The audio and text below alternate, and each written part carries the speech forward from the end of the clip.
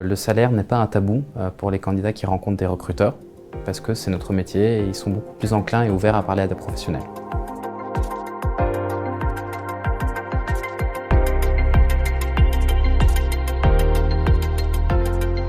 Alors il y a une grande évolution. Aujourd'hui, on peut citer qu'il y a 3 catégories de personnes. Donc on a des personnes qui sont réticentes, qui ont plus de 30 ans d'expérience. Généralement, ces personnes-là, ils ne parlent jamais de leur salaire, même pas à leur cercle familial, ni amical d'ailleurs. C'est pas parce que c'est tabou, c'est parce que ça nous intéresse pas de savoir.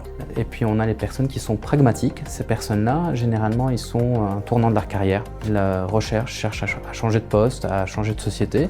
Du coup, ils commencent à en parler au niveau de leur famille, au niveau de leurs amis, mais aussi leurs collègues pour savoir comment ils peuvent évoluer, où ils peuvent évoluer. Donc il y a une certaine ouverture.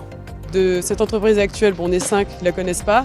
Mais par contre, dans mon ancienne société, moi je le disais assez ouvertement, sans problème. On évite d'en parler, on évite de parler d'argent. C'est assez dommage parce que ça met entre guillemets des barrières entre nous. Et puis vous avez la 3e catégorie qui est la génération Z. Alors eux, ils n'ont aucun problème pour parler de leur salaire à leurs collègues, à leurs amis ou à leur famille. Et de toute façon, si ça ne leur convient pas, ils changent. Dans notre société, on est tous au courant du salaire les uns des autres et ça pose pas de soucis. Une personne qui est très sensible de parler de salaire, il faut le rassurer.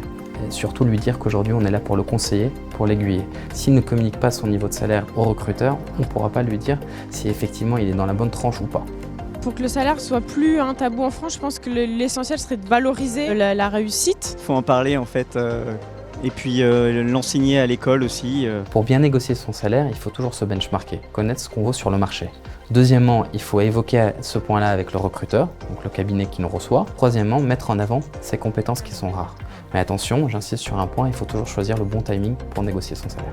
Il ne faut pas hésiter à dire au patron ce qu'on a fait de bien. On mérite notre salaire et les primes qu'on peut avoir aussi par la suite. Le marché candidat, c'est un marché qui est plutôt porteur pour les candidats et c'est les candidats qui choisissent les entreprises et pas le contraire.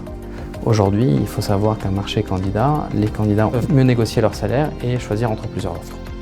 Je pense que la clé, c'est que ce soit plus transparent, plus visible, qu'on puisse en parler aussi plus librement dans les entretiens, que ce soit pas à la fin de l'entretien, une fois qu'on est pris, qu'on ose parler de salaire, que dès le départ, ça puisse être affiché.